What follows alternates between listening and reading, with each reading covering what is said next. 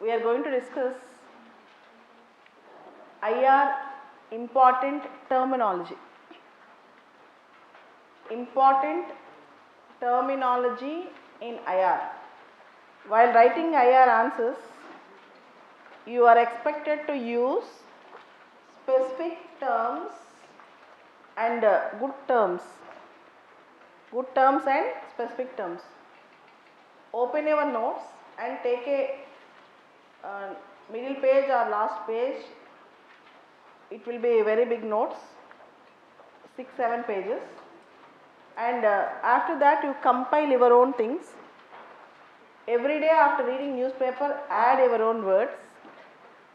IR answer writing. In international relations, answer writing is all about using good terms also. It is not just knowing the content and facts, but also using the good terms. So, I will be explaining you, and wherever needed I will be giving you notes, and wherever I think that particular term you know it very well, I will just tell you to remind that term but not to give notes. Okay. So, today's class is all about, in IR paper, what are the words you have to write. First thing, checkbook diplomacy. Checkbook, CHEQUE, checkbook diplomacy. Checkbook diplomacy means, listen, giving some developmental aid or financial help or some monetary support and getting some influential position in the other country. That is called checkbook diplomacy.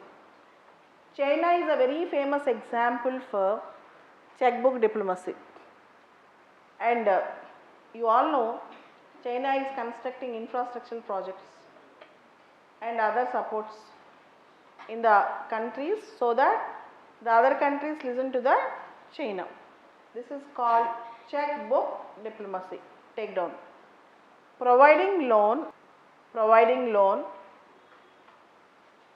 financial aid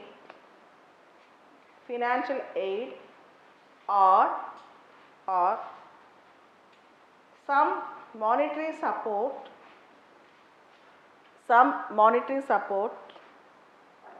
to the other country so that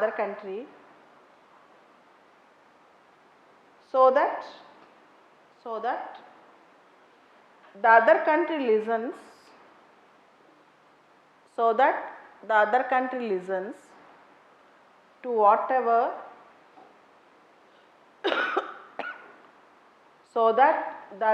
listens to whatever the donor country says.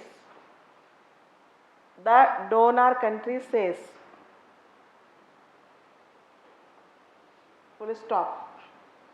Checkbook diplomacy is used to describe a foreign policy. Checkbook diplomacy is used to describe a foreign policy which openly uses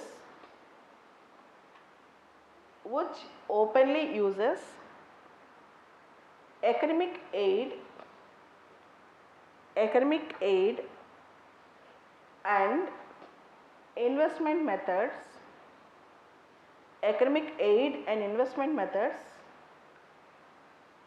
Full stop. It is a type of soft power. Diplomacy. It's a type of soft power diplomacy by assisting small recipient countries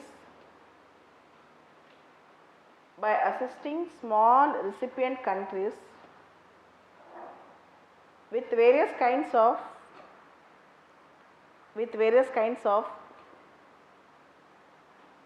investments or developmental agendas.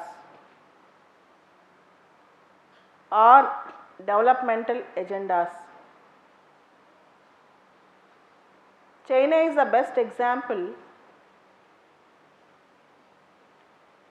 China is the best example to show that is China is the best example to show a good country, a best country for using checkbook diplomacy. China always uses checkbook diplomacy. Next, 2 days back in Hindu paper we have seen Modi, Xi Jinping standing together, and there was a heading called comrade. Comrade. See, generally the word comrade is used, see, in communism, togetherness, mutual help. It can be used between persons or between countries. Okay, there is a word called comrade.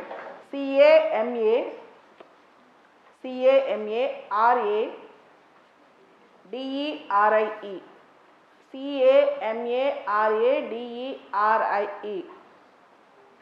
Mutual trust and friendship.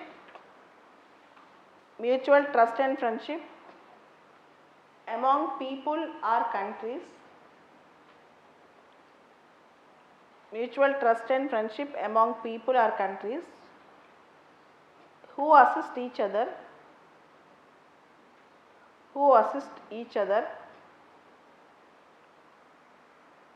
or having same ideology, or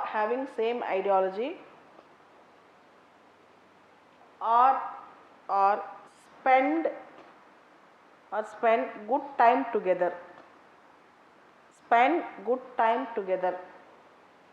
So this is called comrade.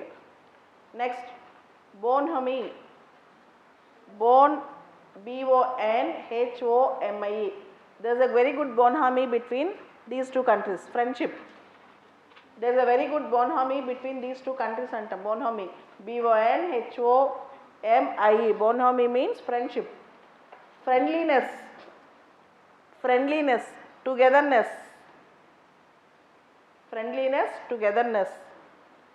Amicable relations. A-M-I-C-A-B-L-E. Amicable relations.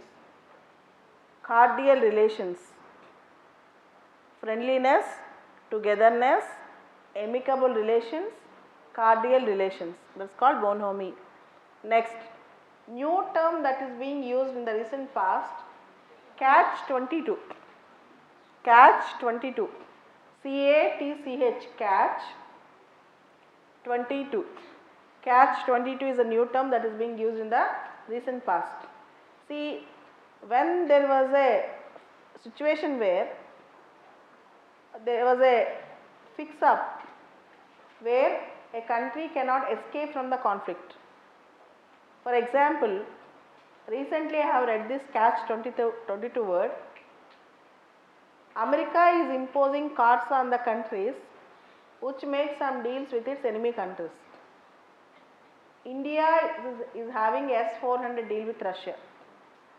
Choosing between America and Russia is a catch 22 position for India.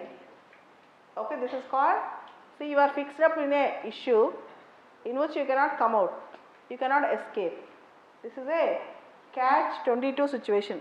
It's a recent buzzword in IR. Raskon. A dilemma, difficult circumstance. A dilemma or difficult circumstance from which there is no escape. A dilemma or difficult circumstance from which there is no escape because of mutually conflicting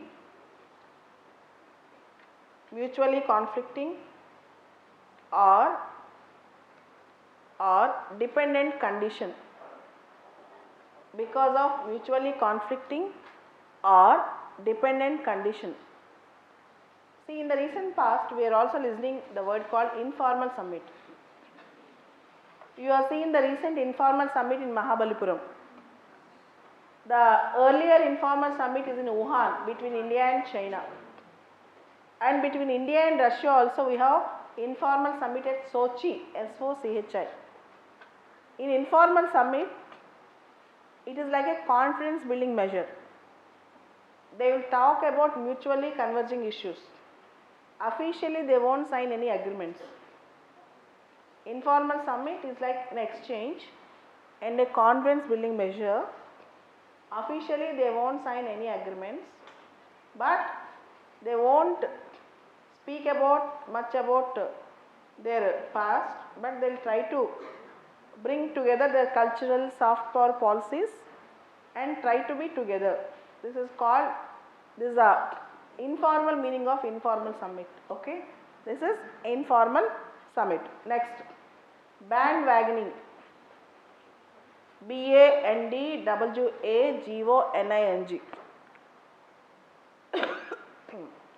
The term bandwagoning is not just IR. It is not just in IR. Bandwagoning means you are going with some other big power, or you are going along with the current. For example,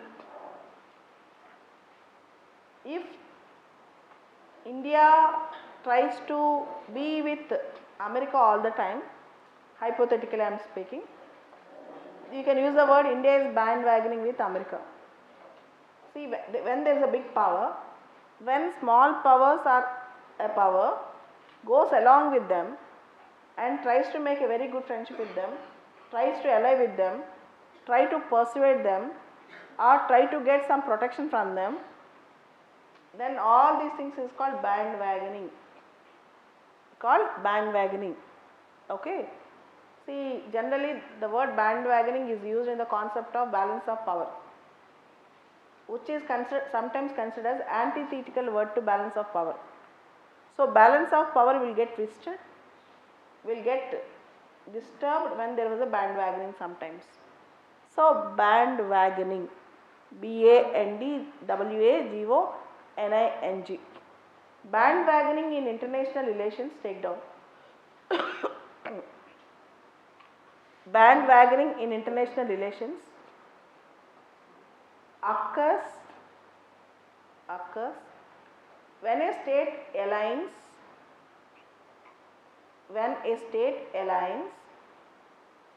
with a more stronger and great power. When a state aligns with a more stronger and great power, full stop. Bandwagoning is a technique.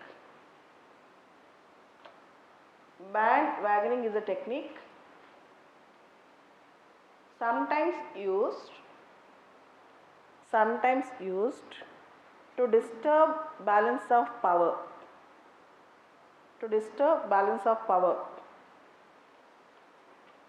Bandwagoning is a strategy.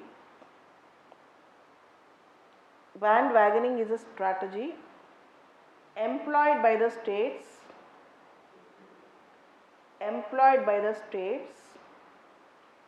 that find themselves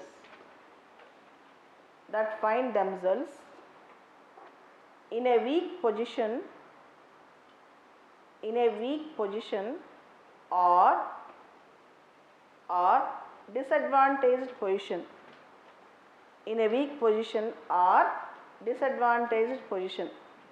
This is called bandwagoning. See, recently from last 1 year, a new term is appearing regularly in the newspapers. Technopolitics. TECHNO, technopolitics. Last week, there is an article in Indian Express with respect to technopolitics, facial recognition technology, US versus China. Technopolitics, facial recognition technology, US versus China. See, a new technology in S&T advancement in which China is leading is facial recognition technology. When you capture a face, when you want to detect a crime, anything, if you put cameras in public places, it's very easy to find out any person. In fact, there was a criticism that facial recognition technology is promoting a surveillance state. It is promoting a surveillance state. So China is not only owning this, but China is also selling the facial recognition technology, which America did not like. So America is banning many Chinese companies, including Huawei. So all these things are termed as technopolitics, politics related to technology. So technopolitics. If not in international relations, even in science and technology, this facial recognition technology is very important for your exam. Kindly read the articles about technopolitics and facial recognition technology. Okay. So last week there is an article on this. There were regular articles in the recent past, and whatever article you read about technopolitics in Google, it is almost related to facial recognition technology. Tomorrow there will be some other thing, but right now the trend is with facial recognition technology. Next term, nuclear umbrella. Nuclear umbrella. See, a nuclear state providing an umbrella, a nuclear support to a non-nuclear state which is its friend. It is called nuclear umbrella. A nuclear state helping the non-nuclear state by providing a support to it because of their friendship. It is called nuclear umbrella. For example, I am a nuclear state. I will be protecting you, you are my friend and you do not have nuclear weapons. I am covering you under my nuclear umbrella. This is called nuclear umbrella. Take down. It is a guarantee by a nuclear weapon state. It is a guarantee by a nuclear weapon state to defend a non-nuclear allied state, ALLIED, to defend a non-nuclear allied state. This is called nuclear umbrella. Next, soft power. Soft power. See, there are few words that are being regularly used from many decades, and there are some advancements in these words also. Soft power, hard power. Smart power, sharp power. So recent terminology, sharp power. One is smart power, second is hard power, third is smart power, fourth is sharp power. Soft power means using diplomacy, using official channels or cultural channels or something else, giving financial aid or investing or constructing infrastructure. Through all these things, trying to increase our influence is called soft power. China is good at its soft power. India is good at its soft power. These are all countries which try to increase their soft power. For example, Modi's visit to USA, Howdy Modi, is also a part of soft power policy. Okay, all these things comes under soft power. Hard power. Hard power means sanctions, punishments, blockade. Blockade means no controlling the trade, not allowing to sell anything or doing any trade, or military sanctions, attacks, conflicts. All these things comes under hard power. America imposing sanctions on Iran. This is a hard power policy. Soft power policy, hard power policy. Then what is soft power? Using hard power as what is smart power? Smart means using hard power or soft power according to the requirement is called smart power. Take down. Becoming influential in the other country is called soft power policy. It's called soft power policy. For example, For example, the best country to pursue this policy is China. We always use the word China's soft power. China's soft power. Next term is hard power. By exerting pressure, by exerting, by exerting pressure, imposing sanctions, by exerting pressure, imposing sanctions, conflicts, military attacks, etc., etc. For example, America imposed sanctions on Iran. America imposed sanctions on Iran. It's a part of hard power. It's a part of hard power. Next, smart power. Smart power.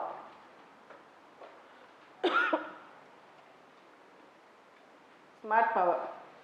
Using soft power or hard power.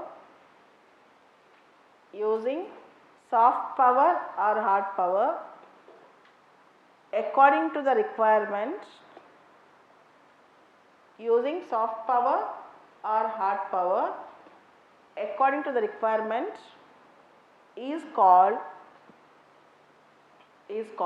smart power. అంటే ఏ అవసరం వచ్చినప్పుడు దాన్ని వాడుకోవడం, దాన్నే smart power అంటారు. Next, sharp power. SHARP. See, some people are very good at manipulating diplomacy. Manipulative diplomacy. They can manipulate things. See, using manipulative diplomacy to get the targeted country to do whatever you want is called sharp power.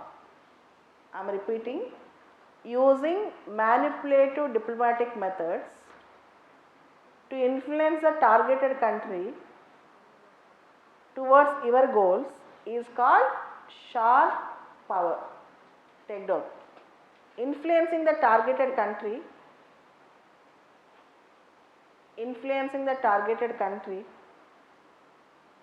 by using manipulative diplomatic methods. Manipulative diplomatic methods.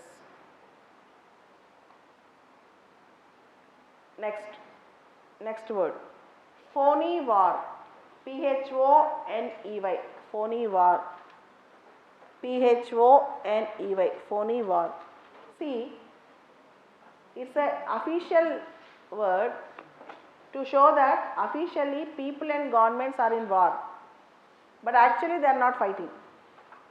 It is officially there is a war situation, but actually they are not fighting. This is called phony war. Okay, take down. A period or time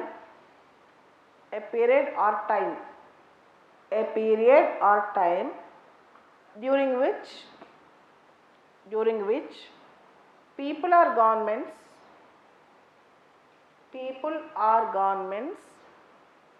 are officially at war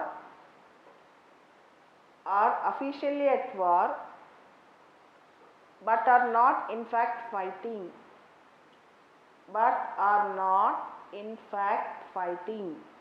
This is phony war. PHONEY. Phony war. Next, rogue state. ROGUE. Rogue state. Listen, this word rogue state we have heard a decade back regularly when America used it against Iran, Iraq, North Korea. Regularly 10 years back America used this. Literally saying rogue state is a state which do not follow any international norm, which do not abide by any agreement, or which do not listen to anyone, and it will do whatever it likes without misuse it, or you possess some weapons, tries to misuse it, all these things. So that was the definition of rogue state in IR. America regularly uses this word, no country generally uses this word. America is notorious in using the word rogue state. States that operate outside the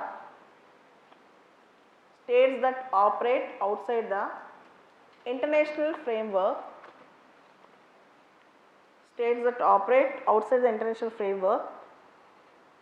are agreements, full stop. Particularly the states that seek to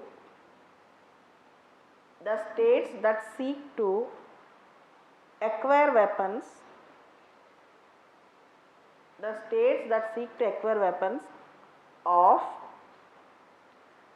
of mass destruction,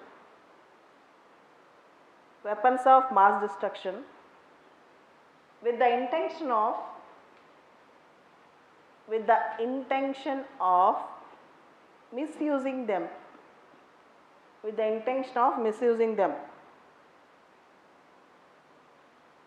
Okay, this is rogue state. Next, shuttle diplomacy, SHUTTLE, shuttle, SHUTTLE, shuttle diplomacy. See, when there is a conflict or a fight between 2-3 states, they are not in direct negotiations, and when some third party travels regularly to one state or other state to settle the issue or to sort out the issue, when this type of diplomacy is employed, that is called shuttle diplomacy. I am repeating, when there is an issue or a conflict or a controversy or a fight between or among some states, and when they are not directly into their negotiations, when they are not directly talking with each other, one third state or third party coming and trying to sort out by going to one country or the other always is called shuttle diplomacy. Take down. It is a type of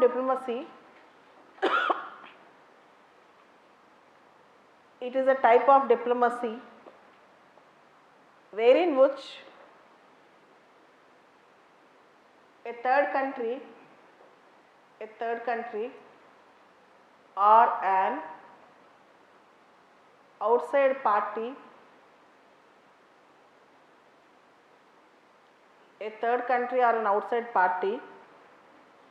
is serving as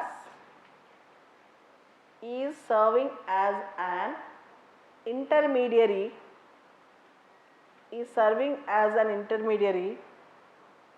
between the countries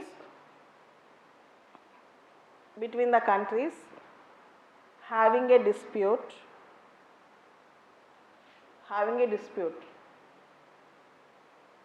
It happens generally when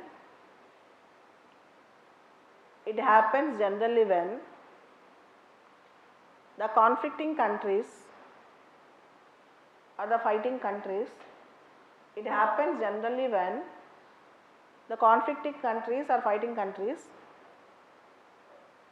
do not take part in direct negotiations.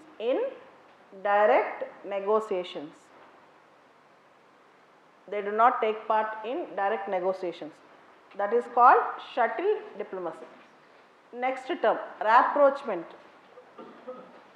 RAPPROCHMENT. RAPPROCHMENT. Rapprochement. See, after a fight, when you again start good relations, it is called rapprochement. There is a rapprochement between India and Maldives after new government have come into existence. After a blockade in 2015 with Nepal, there was a rapprochement between India and Nepal. This is called rapprochement.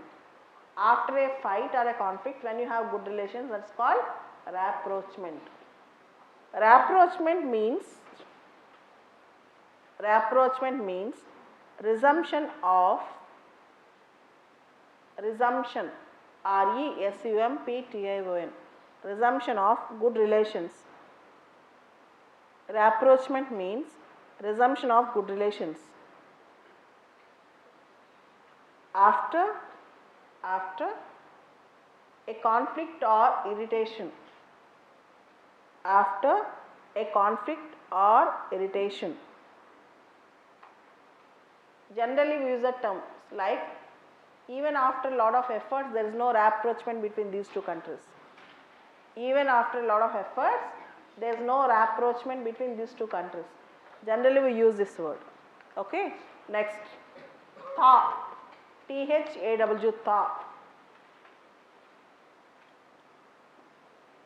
Generally in IR we use the term, there is a thaw in relation between America and China. Now America and China are fight almost in a bitter mode. When some good happens we say this is a thaw. For example, there is a thaw in relation between say China and India when Rajiv Gandhi visited China. After 1962 it was Rajiv Gandhi, after 25 years he visited China. So there was a thaw in relation. Thaw means there was some breakthrough, there was some positivity. So we need to explain this word in a word called simple 4-letter word called thaw, T-H-A-W. Thaw, relations becoming softer and warmer after a long time. Relations becoming softer and warmer after a long time. This is called thaw. Okay, next term, from last 5, 6, 10 years it is appearing regularly. Clash of civilizations. Clash of civilizations. Clash of civilizations. It is actually a title of a book written by Samuel Huntington. Clash of Civilizations is a title of a book written by Samuel Huntington. He wrote that the world fight in the world in future will be between cultures and among cultures, not for any other thing. He divided the world into 9 cultures and there will be a fight between and among these cultures, and in past world also we have a fight among cultures. So this is Clash of Civilizations. If you get time, at least read the summary of the book. Clash of Civilizations written by Samuel Huntington. Next, Global South. Global South.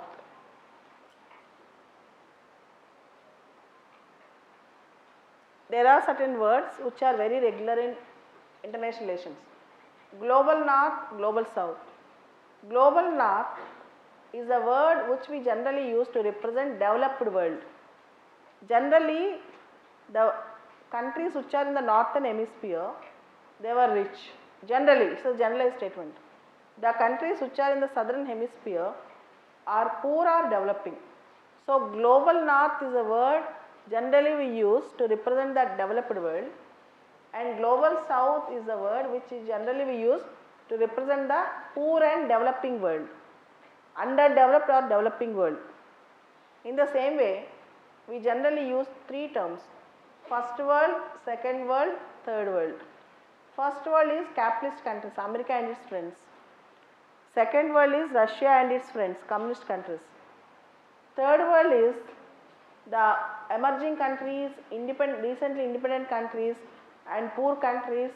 Almost all the Global South, there might be some exceptions, but most of the Global South is third world. Okay, and we also use the word North-South divide. That means rich poor divide. North-South divide, D-I-V-I-D-E. That means rich poor divide. These terms regularly you should use. You should not always write there is a gap between rich countries and poor countries. You should use the word North-South divide or you want to express that all the countries who are developing should cooperate. You have to use the word South-South cooperation, or you are expecting some cooperation between developed world to the developing world. So then North-South cooperation. These are the words which you should write in the exam. South-South cooperation, North-South cooperation, North-South divide, all these things. Next, the most important word in the recent past, I can say from last 2-3 years it has become a buzzword. Swing state or global swing state. Swing state, SWING. Swing state or global swing state. First listen. For this I will dictate notes. First listen. The word swing state actually used mostly in America, USA. The word swing state is used mostly in USA. They consider India, Brazil, Turkey, Indonesia as swing states. What do you mean by the swing state?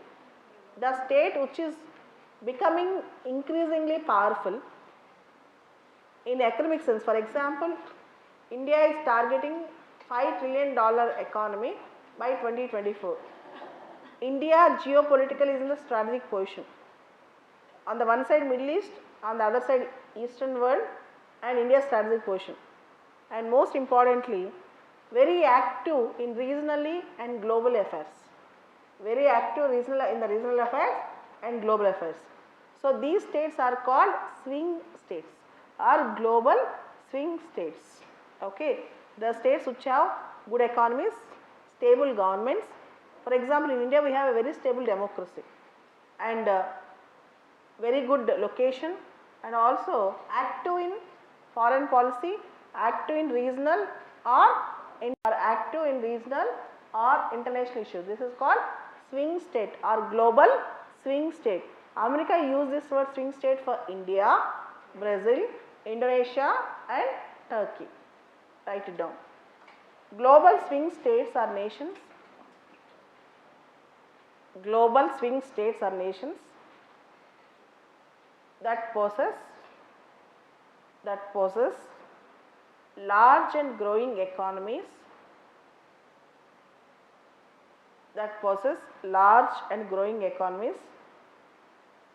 that occupy central position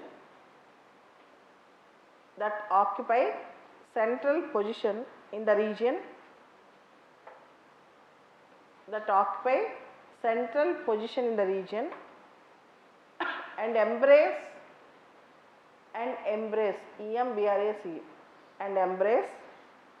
democratic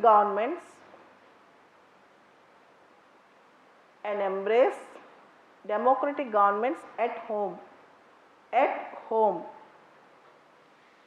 These countries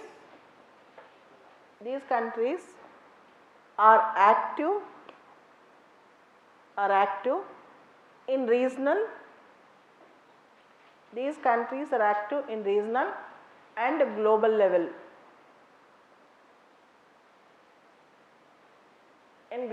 Example, America considers India, Brazil, Indonesia, Turkey, etc. as swing states. Okay, next, listen. There are two words which we generally use in polity and IR. Insurgency, belligerency. What is the difference between insurgency and belligerency? When something happens internally, for example, Naxalism. Naxalites or Maoists, they don't want separate nation. They fight against the country for some reforms. This is called insurgency. Belligerency, when some other state or some organization or some terrorist group provoking something and sometimes want separatism, it is called belligerence. LTTE is considered as belligerency, or one more word, one more uses for belligerent means enemy. BELLIGERENT, belligerent means enemy also. Are you a belligerent or are you a belligerent? It's called enemy also. Next, sending an olive branch. Sending an olive branch, OLIVE, olive branch, BRANCH. What do you mean by sending an olive branch? See, peace proposal. When fighting is going on, when you send an olive branch, that means you don't want war but you want peace. Okay, sending an olive branch means peace proposal. Next, power vacuum, POWER, power, VACUUM, power vacuum. This doctrine of power vacuum is generally used during Cold War by two powers. Whenever in a country there is a weak government, instability, they used to occupy and influence the country by using power vacuum. They used to say there was no stability there, it might be a chance for other doctrine, so we will come and fill the gap. This is called power vacuum. For example, Soviet Russia used power vacuum in Afghanistan. Even Indira Gandhi got angry on this. She told there is no power vacuum in Asian region. She told there is no power vacuum in Asian region, don't come and enter into our domain. So this is the theory of power vacuum. During Cold War period, big powers like America and Russia used to use this doctrine in order to exert their influence or in order to destabilize something. This is called power vacuum. Next,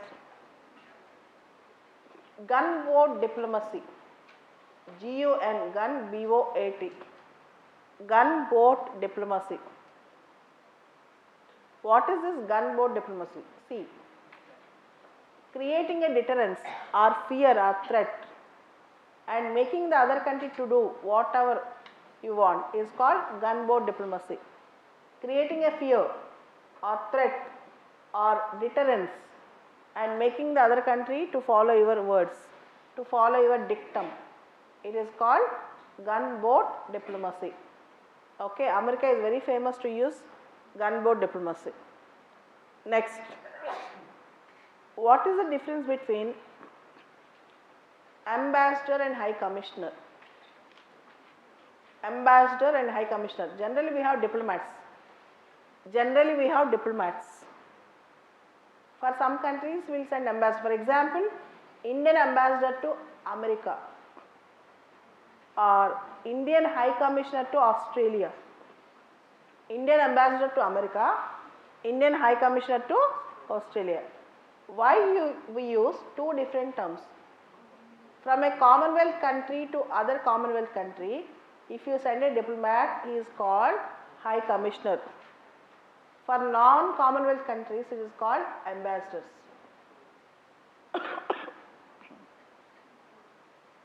From a Commonwealth country to Commonwealth country, if you send a diplomat, he is called high commissioner. From a non-Commonwealth country, it is called, or from a Commonwealth country to non-Commonwealth country, it is called ambassador. See, we have Vienna Convention on Diplomatic Relations. We have a convention called Vienna Convention on Diplomatic Relations. It deals with diplomats' privileges and their immunities. A diplomat will not be treated as an ordinary foreigner. He will get lot of privileges. For example, nobody should touch diplomat bag. Nobody should enter into diplomat's office or house. Okay, there are certain no arrest. All these things are there for diplomats. But sometimes there is a word called persona non grata.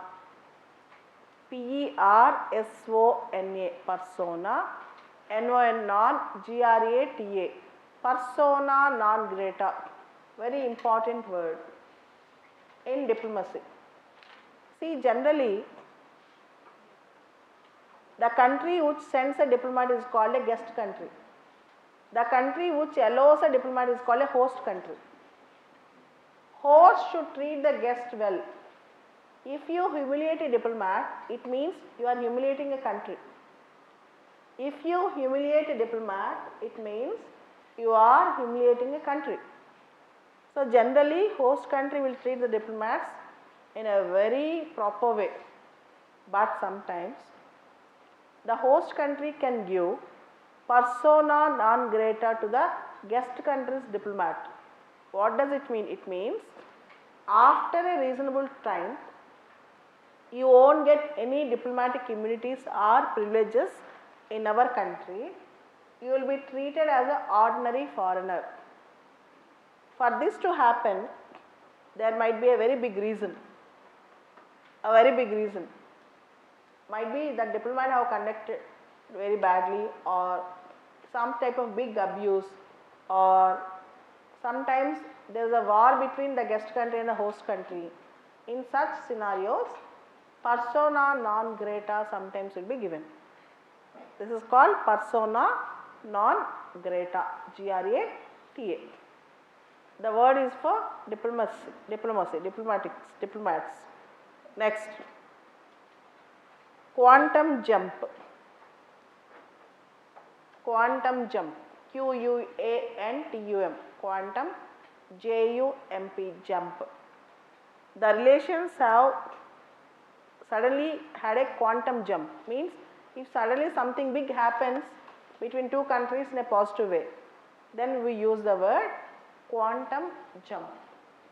If suddenly something big happens in the relations in a positive way, then we use the word quantum jump. Okay, and next word,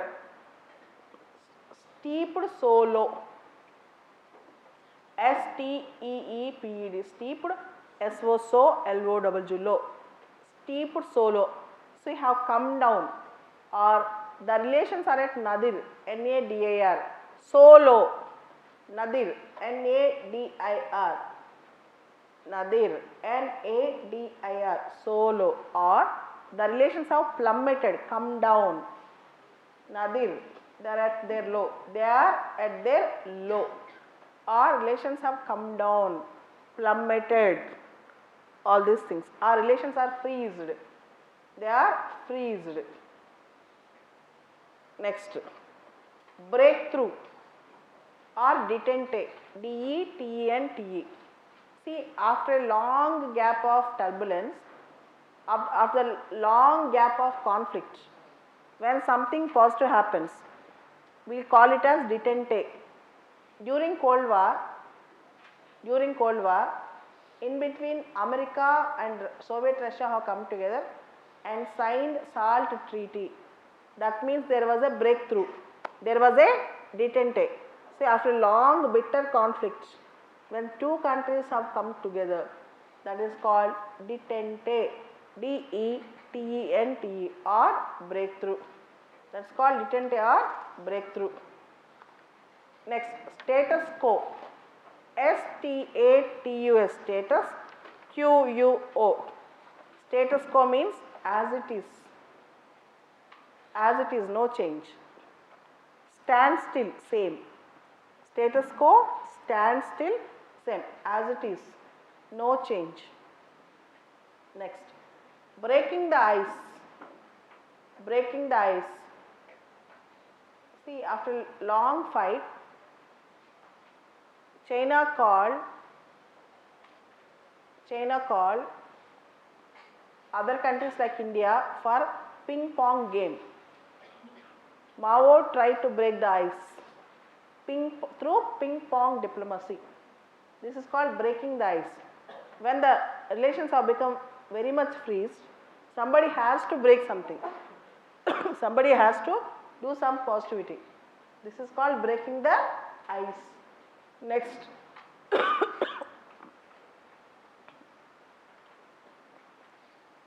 doctrine of preemption, Preemption.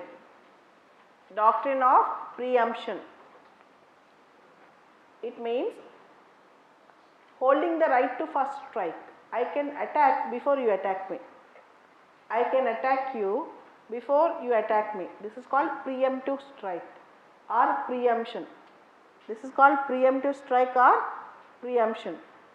And India in nuclear policy India have not opted for preemption. That is no first use. India follows no first use policy. Next, reparation. Reparation, Reparation. See, in IR language, we generally don't use the word like compensation. Any injury that was caused in international relations, when you are asking some country to restore it, it is called do reparation. Do reparation. We generally use the word reparation. Next, realpolitik, REAL, real, POLITIK, realpolitik, or realism or pragmatic politics. Realpolitik or realism or pragmatic politics, all these terms are used to tell exactly factual things rather than idealism. The opposite word to realism is idealism.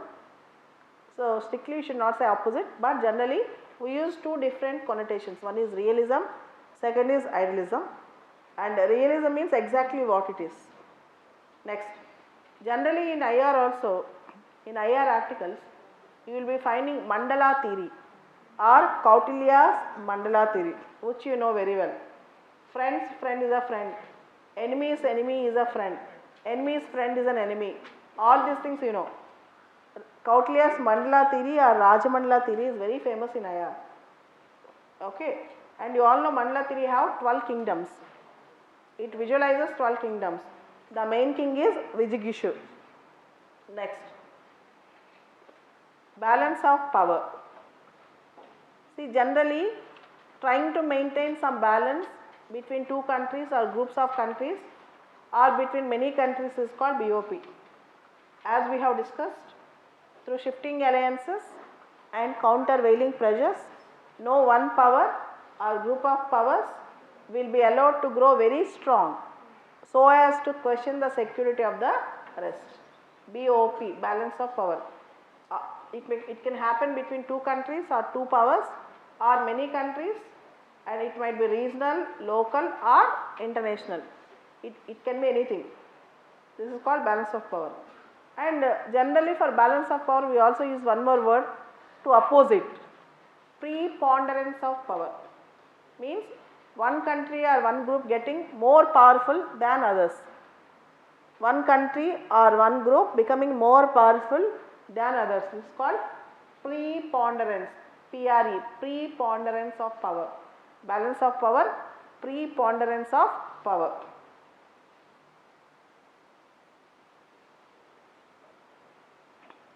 And one more word we regularly use in IR, hegemony. Hegemony. The word is coined by Gramsci. Hegemony literally means dominance. When power is exercised with the apparent consent of the subject, it is called hegemony. And the famous sentence is American hegemony in world politics. The famous sentence we use is American hegemony in world politics. That is called hegemony. Next,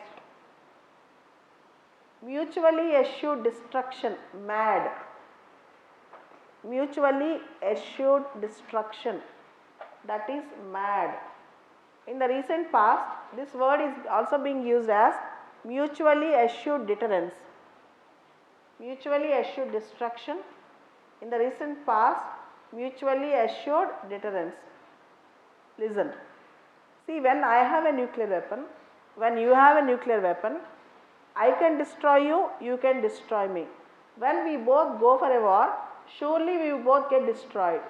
This is called mutually assured destruction. It is a doctrine in military strategy and national security policy. Mutually assured destruction is a doctrine in military strategy and national security policy in which a full scale war like nuclear war will definitely destroy both the countries or both the groups. Will definitely destroy both the countries or both the groups. This is called mutually assured destruction. And one more term related to this is weapons of mass destruction, WMD, like nuclear weapons, biological weapons.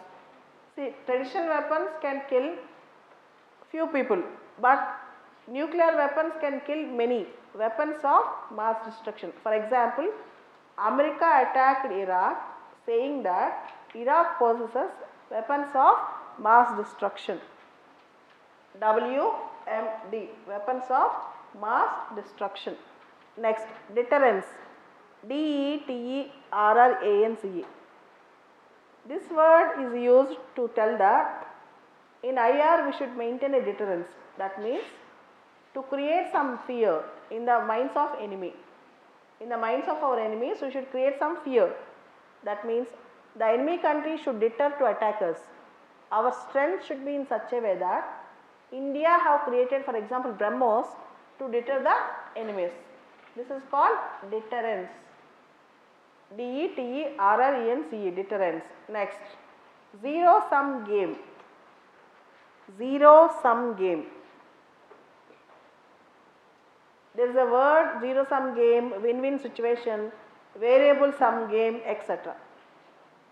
You should understand what is a zero sum game. It means your victory will result in my loss, my victory will result in your loss. నువ్వు గెలిస్తే నేను ఓడిపోతాను, నేను గెలవాలంటే నువ్వు ఓడిపోవాలి. This is called zero sum game. It is not a win-win situation. It's a zero sum game. And sometimes we also use the word the winner takes it all. Whoever wins it, whoever will win it, they will take everything. There is nothing like variability in that. They will take everything. The winner takes it all. Next, unit veto system. Unit veto system means even a power which is small or big, sometimes even a small actor have the power to destroy anyone. That is, in the nuclear world, even a small power with a nuclear bomb or some different weapon can attack even a big power, can stop the actions of even a big power. The present tagline is, we are living in a unit veto system. We are living in a unit veto system. So regularly this word we should remember, unit veto system. Next, xenophobia. Xenophobia, XENOPHOBIA, xenophobia. That means hating the people from other countries. Xenophobia, hating the people from other countries, that's called xenophobia. Next, apartheid, APARTHEID. Next is apartheid, APARTHEID. Apartheid means racism, racial discrimination, the policy that was followed in South Africa. Apartheid, racism, racial discrimination are the policy that is followed in South Africa. Next, Jingoism, JINGOISM, Jingoism, nothing but hyper nationalism. If somebody tells more, Donald Trump was a jingoist. Hyper, that means hyper nationalist.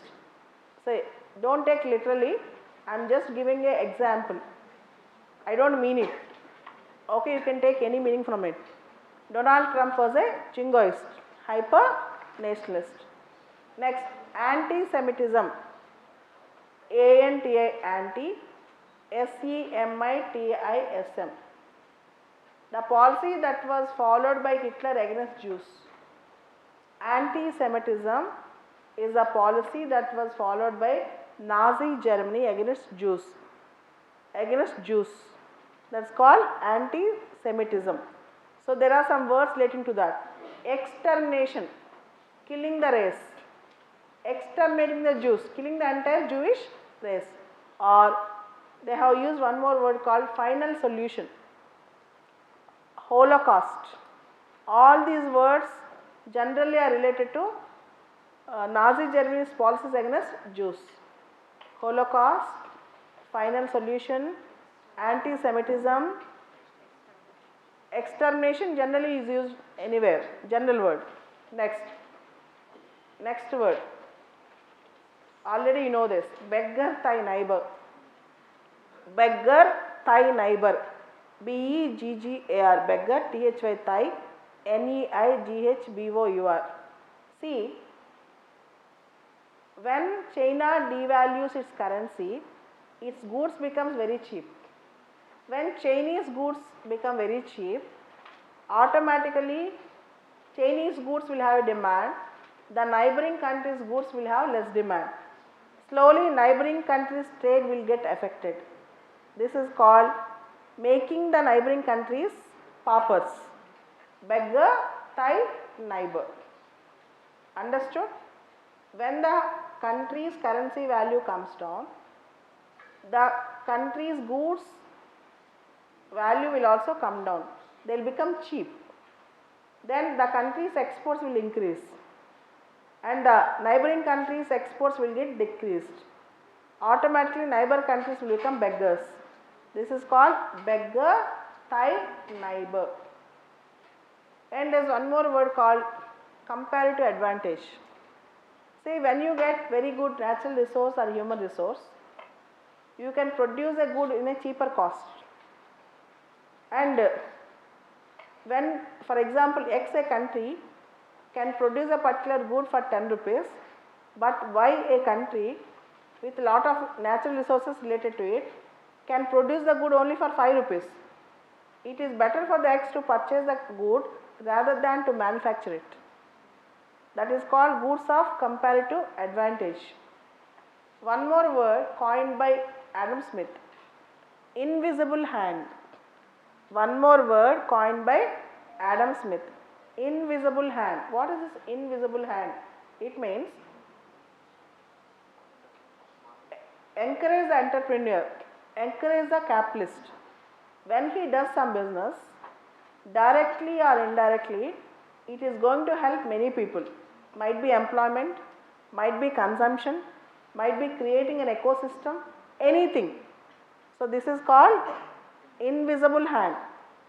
Though capitalists do not do it intentionally, do not help anyone intentionally, but capitalist while pursuing his own goals indirectly help others, or this capitalist economies also help the common man. This is called invisible hand concept given by Adam Smith. And next we have few words regularly in IR, unipolar, bipolar, multipolar. When world is centered towards one country, it is called unipolar. Two countries is called bipolar. Many countries is called multipolar. Presently we are working for a multipolar world. The relevance of NAM in the multipolar world. So this is how we should use the word multipolar. Next, we have certain words called extradition, asylum. Extradition means when a person commits a crime in one country, goes to other country, the original country asking the other country to send him back. For example, Vijay Mallya have committed economic offence in India and went to UK. Now India is asking UK to send him back. So there are certain treaties between one country to other country called extradition treaties. There are certain treaties between one country to other country called extradition treaties. And there is one more word called asylum, A-S-Y-L-U-M. For example, India do not have proper asylum law or policy. It always follows ad hocism. Whenever Tibetan refugees come to India, it will follow ad hoc procedure. Whenever Tamilian refugees come, it will follow ad hoc procedure. Whenever Rohingya refugees come, it will decide instantly. We don't have proper asylum law. Asylum means when a person gets some support to stay in some other country. For example, Taslima Nasrin is taking asylum in Calcutta. Dalai Lama have come to India for asylum. Julian Assange went for Sweden. So like that, it might be religious asylum, it might be political asylum, it might be criminal asylum. Generally, criminal asylums are not encouraged. When you commit a crime, the other country will also not allow you generally. And sometimes you can get asylum in the same motherland, your land, in the diplomatic office where the local police cannot enter. For example, India have given asylum to Maldives former leader in Indian embassy in Maldives, Mr. Nasheed. So this also happens sometimes. Next, there is one more word, and other words like tariff trade barriers, non-tariff trade barriers, most favored nation status, sovereign state system, all these things that. And non-state actors. See, India is a state actor, America is a state actor, Nepal is a state actor, an MNC is a non-state actor, a terrorist group is a non-state actor. They don't have sovereign existence. They are called non-state actors. They are not aligned to any state. They are not like sovereign entities. And we have certain doctrines also. Gujral doctrine. We have our former Prime Minister and External Affairs Minister, Mr. I.K. Gujral, who said that India has to help its small neighbors without expecting back much from them. Help your neighbors, don't expect anything back from them. This is called Gujral doctrine. And there is a word that was used by other countries on India, our neighboring countries, like big brotherly attitude, Indophobia. Big brotherly attitude. SAARC countries say, they opine that India might dominate them. This is called big brotherly attitude or Indophobia. And there is one more word called truce. Truce. Truce means a peace deal. A peace deal. It's a political word. Truce. Truce means it's a political word, a peace deal. Similarly, there is one more word called armistice. Armistice. Armistice. Armistice means after a bitter war or during a bitter war, countries have come down or armies have come down to leave their weapons and to stop using their weapons. This is called armistice. In 1950s, an armistice was concluded between North Korea and South Korea. For example, this is the sentence which we can use. Armistice. Next, policy of containment. Containment means to control. Containment means to control. America follows a policy of containment. It wanted to contain China or contain North Korea. This is called policy of containment. CONTAINMENT. Next word, NIEO. New International Economic Order. See, the economic order presently is dominated by rich countries, but we want level playing field for all countries. This is called NIEO, New International Economic Order. We have a word called self-help. Every country should defend itself, should fend for itself, should help itself. This is called self-help. Or one more word, we are living in a world of security dilemma. So anytime any country can attack any other country or any group can attack any other group. We are living in the world of security dilemma. You should use this word, security dilemma. During Cold War, there are certain doctrines. We have like Marshall Plan, Truman Doctrine, Marshall Plan, Truman Doctrine, Brezhnev Doctrine. Simply, there was a fighting between capitalism and communism. Wherever there was a chance of communism, America trying to help them in the name of rebuilding the country, reconstructing the country. So America tells that after the Second World War, I want to reconstruct the Europe. European Recovery Program. Marshall Plan original name is European Recovery Program, but the hidden reason was to dismantle completely the communism. So America, Marshall Plan, America have given the support to countries like economic assistance to the countries to stabilize capitalism and destabilize communism. And Truman Doctrine, not only economic assistance but also military support. Not only economic assistance but also military support, that is Truman Doctrine. To counter this measure of America, Soviet Russia started Brezhnev Doctrine to strengthen communism. Whenever there is a destabilization of communist government in any country, the entire Soviet bloc used to consider that it affects everyone. So they try to stabilize the communism by using a doctrine called Brezhnev Doctrine. Next word, demarche, D-E-M-A-R-C-H-E, demarche. See, when there was an issue, for example, when India went for a nuclear test, China issued a demarche to India. It is a expression of displeasure through diplomatic channel.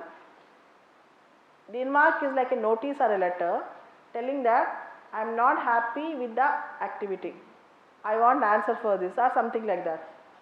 Okay, this is called demarche or demarche, D-E-M-A-R-C-H-E, demarche. Okay, it is something like I do not like your action or I am showing my displeasure, I do not like this. So, giving that official statement through diplomatic channel is called demarche, D-E-M-A-R-C-H-E. Next, there are some words, you know, genocide. Genocide means mass killings, and you all know regular word trade wars, protectionism. These are the regular words, trade wars, protectionism. And there is one more word we use in IR and also national politics, crony capitalism. A crony capitalist state, a state which always supports capitalists. This is called a crony capitalist state, C-R-O-N-Y, crony capitalist state. And generally you all know we regularly use the word national interest, enlightened national interest. We regularly use the word national interest, enlightened national interest. And we have one more word called buffer state.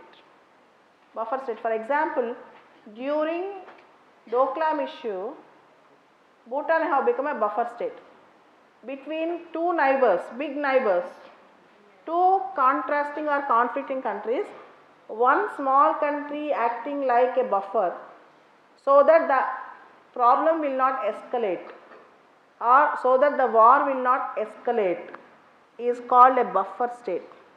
Like for example, between India and China, Bhutan is a buffer state. And there is one more word called banana republic.